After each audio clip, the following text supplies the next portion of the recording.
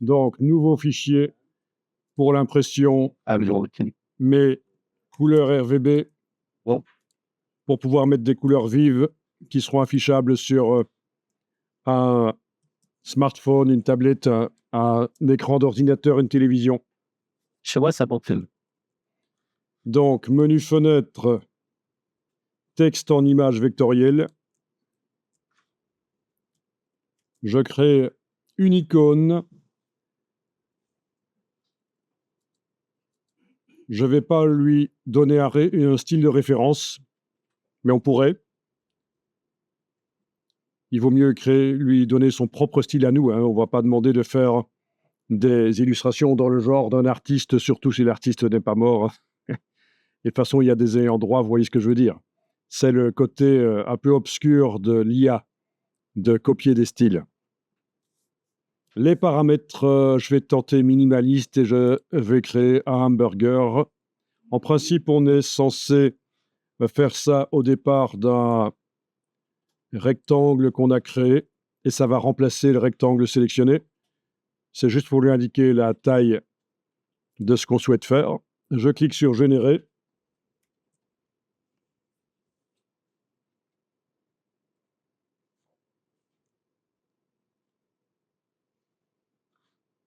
Voilà. Donc voilà ce qu'il me propose. Je vais cliquer à côté. Non, pas cliquer à côté. Je vais déplacer les autres pour voir un peu à quoi ça ressemble.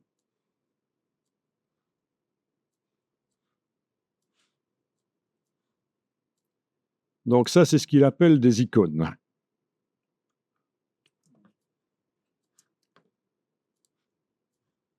Qu'est-ce qui se passe si on lui demande de faire une icône, mais complexe?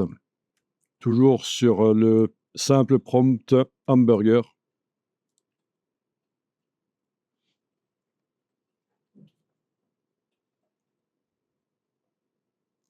Donc, je vous rappelle qu'avec un abonnement Adobe, vous avez droit normalement à 1000 générations chaque mois. Ah tiens, et il me fait des choses quand même différentes là.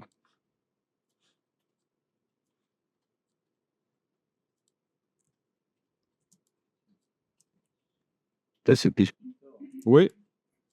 Pas une icône. C'est surprenant parce que je lui ai demandé une icône complexe et il me fait des icônes plus simples que ce qu'il a fait au-dessus quand c'était icône minimaliste. Peut-être c'était pas très icône. Alors, sujet, oui, c'était pas très icône. Alors, si je prends sujet au lieu de icône, sujet minimaliste, on va voir ce qu'il va nous faire.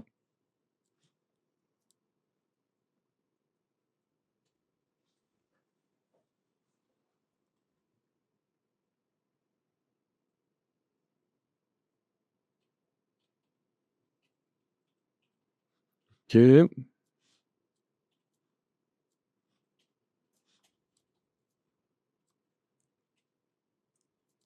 Voilà, ça ressemble à ça. C'est plus une illustration ici. Bien. Alors, donc j'ai fait quelques tests et je vais décider ce que je vais utiliser pour la démonstration. Je pense que je vais aller vers les illustrations avec quelques couleurs différentes, mais malgré tout pas trop complexes. Parce que là, il y a quand même beaucoup de couleurs différentes. C'est pas mal, mais pour la démonstration, quelque chose de plus flat design comme ça, ce sera bien. Donc, je vais sauvegarder le fichier et le mettre sur le serveur pour certains qui n'ont pas réussi à générer. Ouais, donc l'image que je vous ai fournie, il ne faut pas l'importer, il faut l'ouvrir. Si vous l'importez, ce sera inaccessible ce qui est à l'intérieur, ce sera comme une image importée. Donc la règle, c'est je veux amener des vecteurs dans Illustrator, je les ouvre, puisqu'Illustrator traite les vecteurs. Je veux amener des pixels, je les importe, puisque Illustrator ne traite pas les pixels. Voilà. Et dans Photoshop, je veux amener des vecteurs dans Photoshop, je les importe, puisque Photoshop ne fait pas des vecteurs. je veux ouvrir des pixels dans Photoshop, ben, je les ouvre, puisque Photoshop fait des pixels. Voilà, c'est toujours ça. Quelle est la nature de ce que fait le logiciel? Ça vous indique si vous devez importer ou ouvrir. Après, il y a des exceptions en fonction de ce qu'on fait, évidemment. Et donc voilà, vous devriez normalement avoir, même si ça a été généré par intelligence artificielle, ce ne sont jamais que des formes dans la palette des calques, comme si elles avaient été faites manuellement.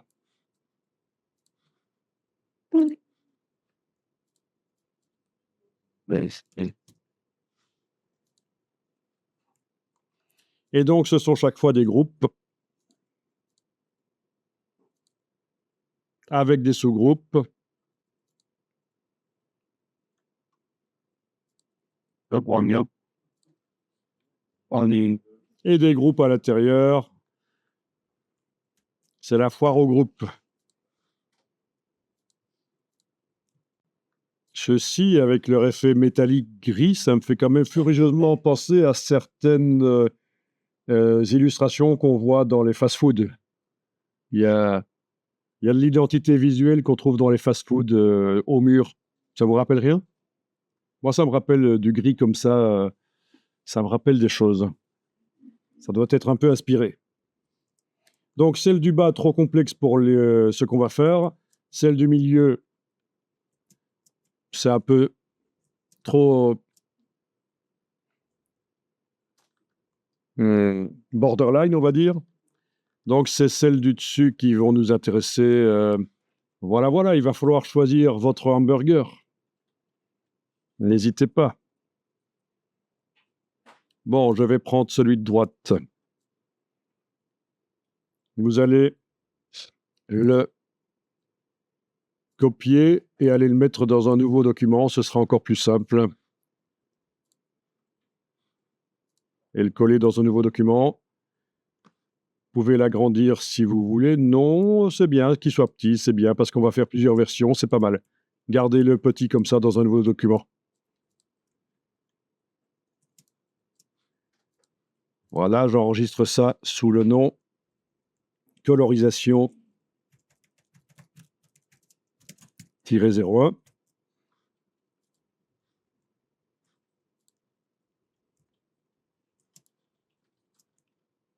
Donc, dans un premier temps, je vais utiliser des choses qui existent depuis longtemps dans Illustrator. Donc, même ceux chez qui l'intelligence artificielle est un peu en rade, vous allez pouvoir faire ce qui va être fait. Ensuite, je passerai quand même à la colorisation par intelligence artificielle. Comme ça, vous verrez ce que ça permet de faire. Et donc là, il est possible que chez certains, certaines, ça ne marche pas.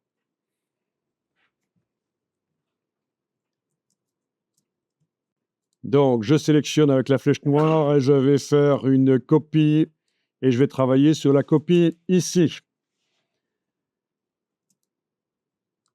Oui, parce que je vais régulièrement aller dupliquer l'original qui est là, mais je travaille sur la copie chaque fois à côté.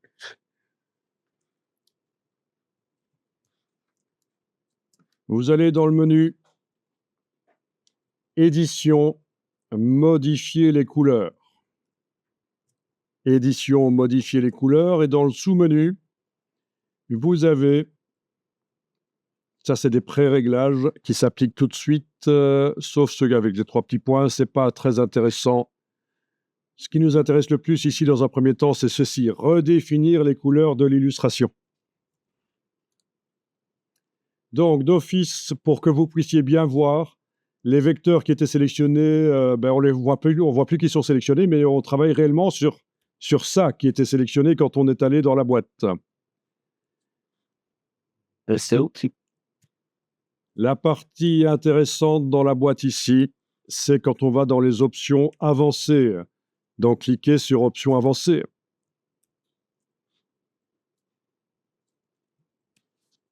Donc, ici, à cet endroit-ci, vous allez dans le petit menu et vous allez choisir en bas correction globale.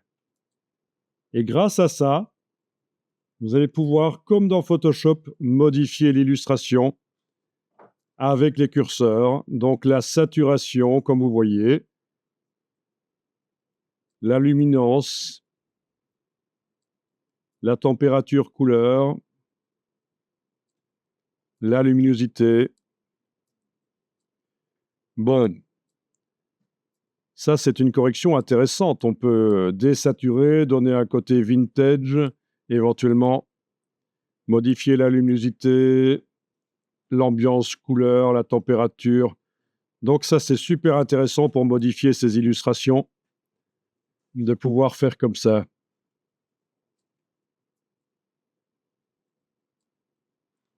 OK, et donc je peux redémarrer de l'original que je duplique et à nouveau, édition, modifier les couleurs, redéfinir les couleurs d'illustration, options avancées, à nouveau vérifier dans le petit menu correction globale et modifier et tester. Et OK. Et voilà, on fait différentes versions, des variantes, couleurs. Ça, c'est sympa. Je vais redémarrer à nouveau de l'original que je duplique. Voilà. Je vais mettre ça comme ça. Et donc, je vais aller modifier ça. Moi, il faut quand même que je zoome assez bien dessus pour quand même voir ce que je fais. Parce que là, les fois précédentes, quand j'étais allé dans la boîte, je n'avais pas assez zoomé et donc j'étais coincé, c'était affiché en petit sur l'écran, ça me dérangeait, un début de malaise se développait chez moi. Non, je rigole. Allez, menu édition, modifier les couleurs, redéfinir les couleurs d'illustration, options avancées. Cette fois-ci, on ne va pas aller là. Je pense qu'on a compris comment ça marche. On va pas aller dans le petit menu là, enclencher correction globale. Donc le petit V n'est pas en phase de correction globale, c'est très bien. Et vous avez toutes les couleurs de l'illustration qui sont là. J'aime autant vous dire que si vous avez une illustration complexe, la liste va être un peu longue et ça va être difficile à gérer. Mais là, c'est quand même assez facile. On a quand même clairement la couleur du steak, là. Voyons ce qui se passe quand je l'active. Si je joue sur les curseurs teinte, saturation, ben je modifie seulement cette couleur-là. Intéressant. Donc teinte, c'est balancer sur la roue chromatique la couleur, luminosité. Ah ben voilà, c'est du steak à la betterave. Super. Et voilà, comme ça, chaque couleur peut être modifiée éventuellement. Donc voilà, ça indique que cette couleur-là a été transformée en ça. Bien. Ouais, on va pas aller plus loin ici, c'est quand même assez puissant. Je clique sur OK. Voilà, voilà. Après, je peux dupliquer ce que j'ai obtenu là et réessayer. Donc sur mes steaks betteraves. Édition, modifier les couleurs, redéfinir les couleurs d'illustration, options avancées. Voilà. Ah ben voilà, la couleur betterave est là. Donc, je peux encore aller ajuster.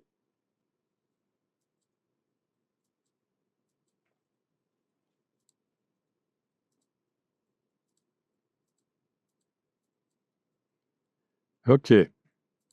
Amusant.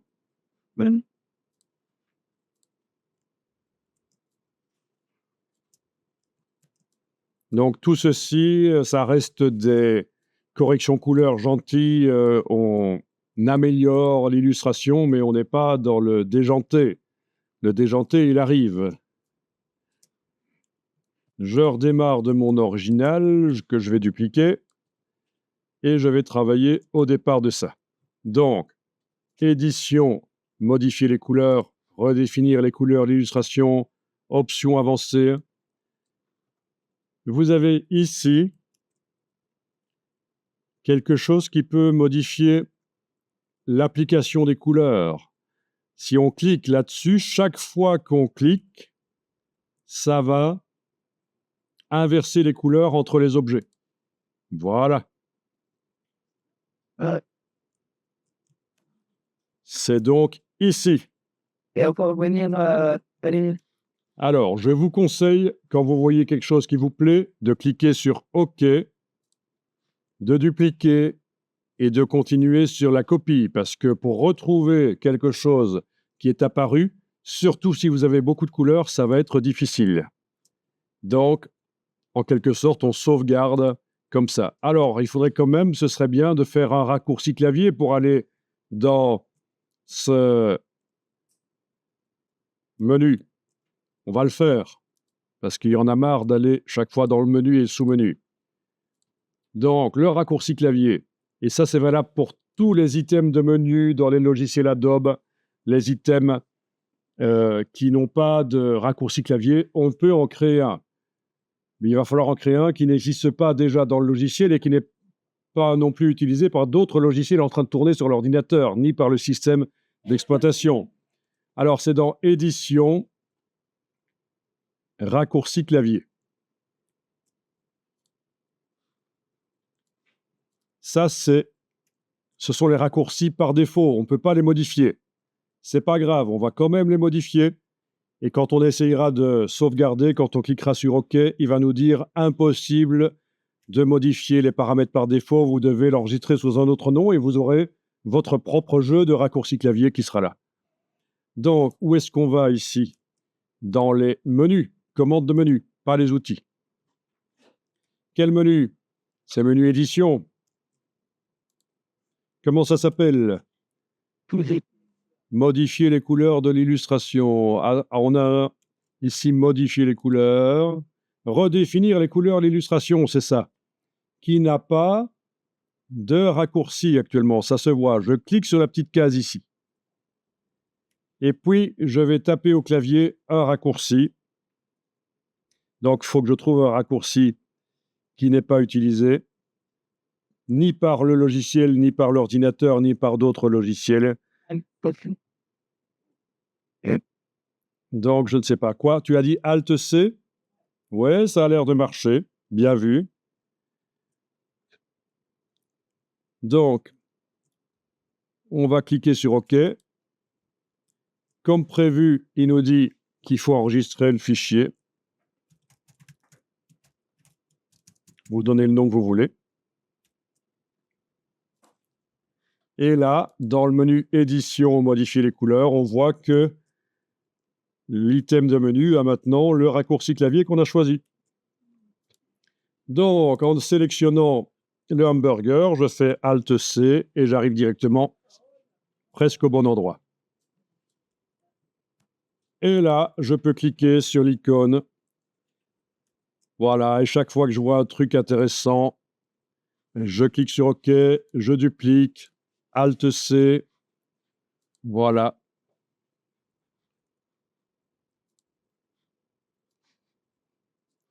Alors, en plus d'échanger les couleurs, vous pouvez amener de manière aléatoire des variations de saturation et de luminosité. C'est en cliquant là.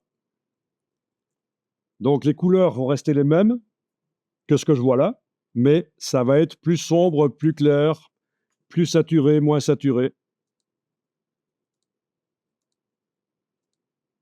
Vous voyez, ce qui est vert reste vert, mais c'est parfois du vert clair, parfois du vert foncé. Ah, il y en avait un qui était bien, mince, et j'ai cliqué. Ah, qu'est-ce que je suis stupide. C'est ça le problème. C'est que parfois, on a des choses qui sont super chouettes. Voilà, celui-là me plaît bien. Donc, je clique sur OK. Je duplique avec la touche Alt. À nouveau, je peux aller tester. Vous voyez la logique, c'est bien. Évidemment, ça fait des couleurs un peu décalées. Donc, je peux recommencer l'inversion des couleurs, etc. Ah, il y a même du bleu là-dedans. OK.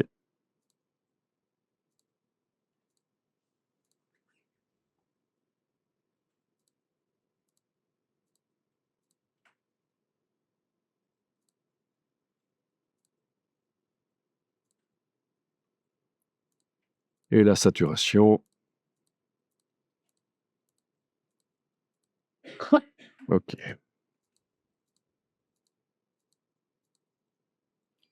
Ok, voilà. Donc, le principe, c'est ça.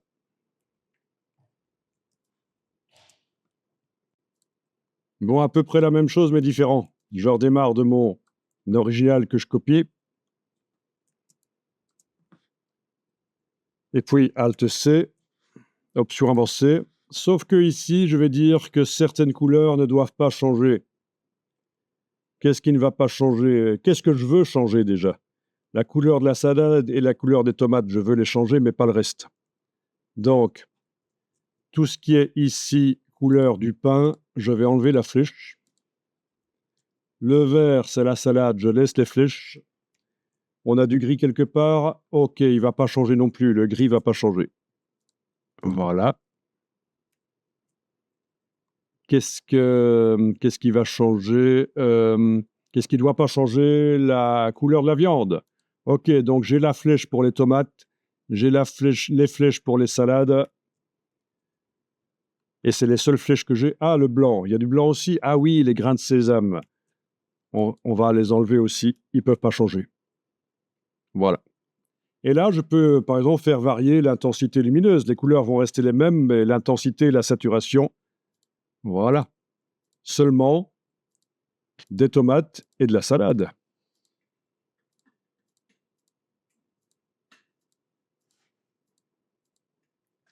Bien.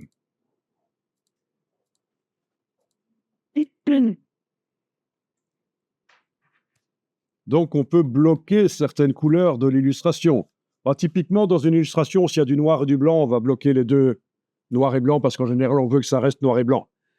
On va transformer la flèche en une petite barre.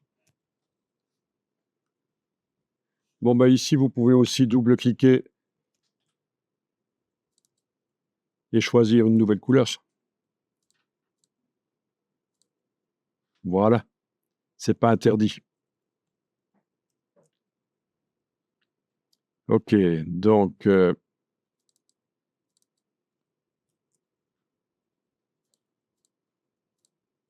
voilà.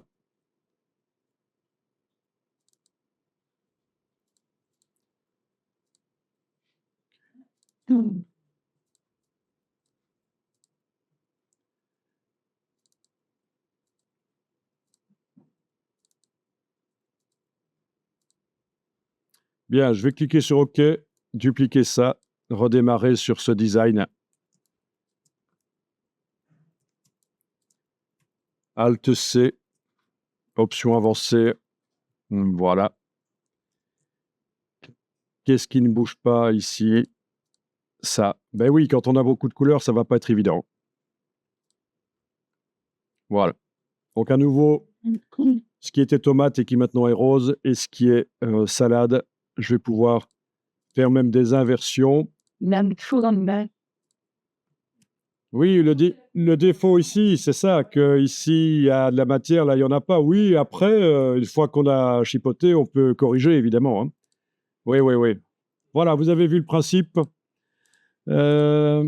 J'étais tombé sur quelque chose de pas mal et finalement, j'ai passé outre, mais j'ai un petit problème avec l'ordinateur ici, comme vous savez, pour l'instant.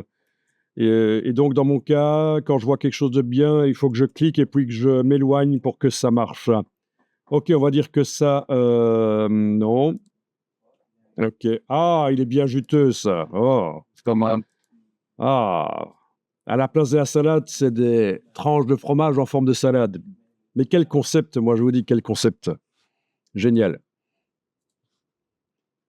Sans vouloir me jeter des fleurs, le concept du hamburger entièrement gras, 100%, c'est quand même, fallait le trouver. Ça va avoir un succès fou auprès des jeunes, ça. Bon, maintenant que vous avez compris le principe, on va aller plus loin. Dans la palette nuancier, vous avez des groupes de couleurs qui sont déjà là, 2 groupes de couleurs. On va en ajouter.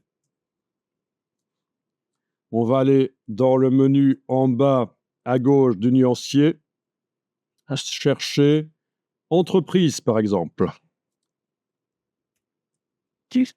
Vous avez une palette avec des groupes de couleurs qui s'affichent.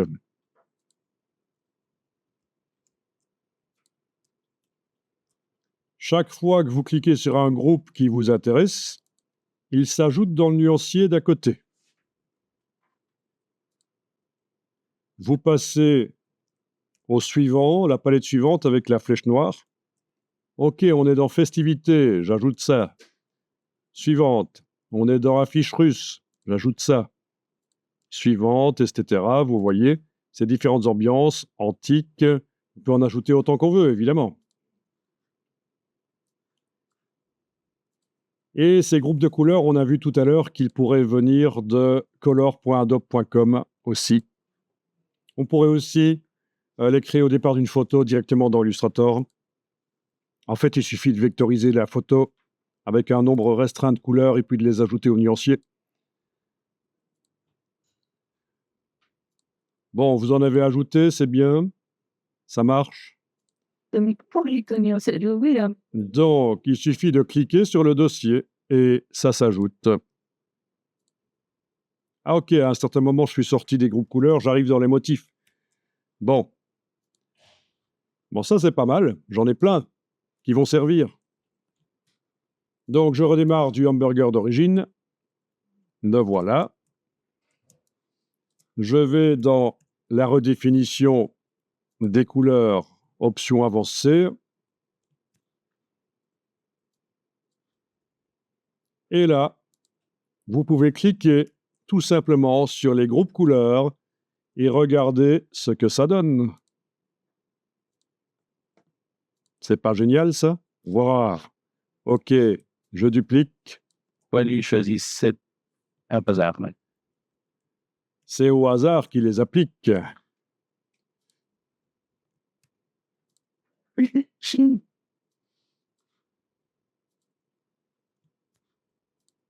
Et donc ça, c'est intéressant parce que ça permet d'obtenir des choses intéressantes, voilà, comme ça. Bon, imaginons que celui-là, je trouve génial, je vais le dupliquer et par la méthode qu'on a vue avant, je vais tenter de voir si je peux pas inverser les couleurs, faire des variantes de luminosité. Voilà.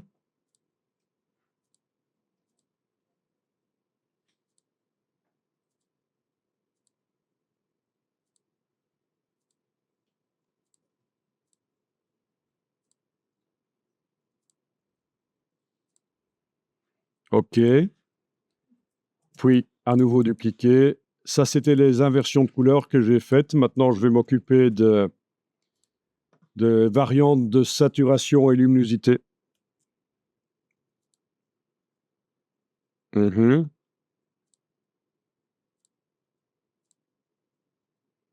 Amusant. OK, voilà. Donc, c'est le principe.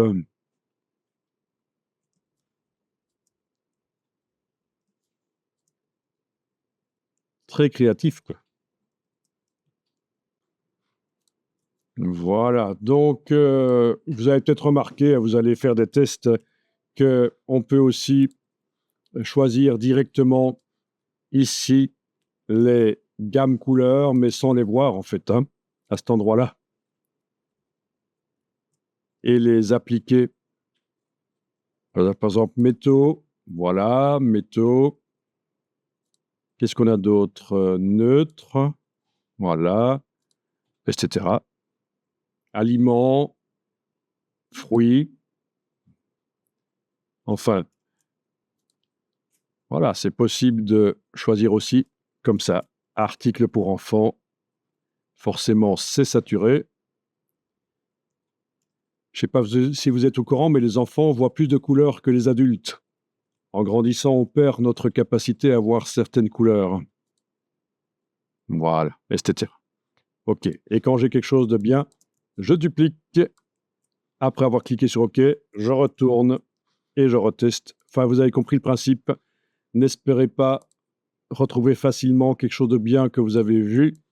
Il vaut mieux cliquer sur OK, dupliquer et redémarrer sur la copie.